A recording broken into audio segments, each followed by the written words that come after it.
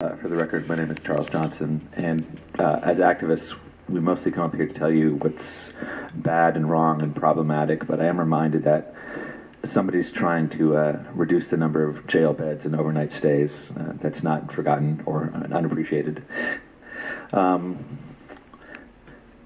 It turns out, I'm going to go back to 1956.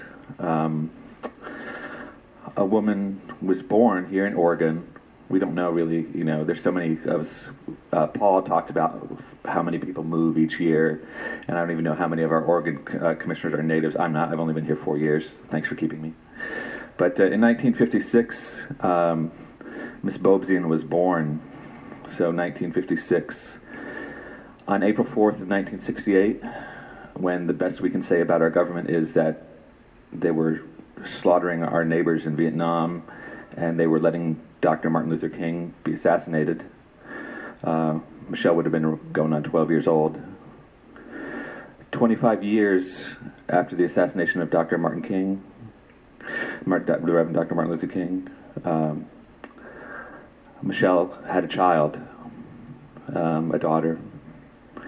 Unfortunately, people have talked to you about Michelle, and that the state medical examiner now may or may not be successfully reaching her next of kin after possibly she was, after the expiration of her life, she was still in her unit in the Northwest Towers for possibly over 14 days, expired.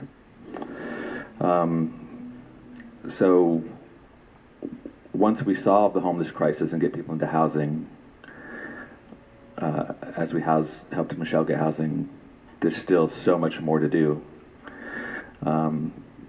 And I know that you have a very full plate, but we need to be having a discussion about how that happens to a mother born in Oregon in 1956 and what her daughter's now facing, and how those channels of communication for people who are getting public assistance are used to the best result.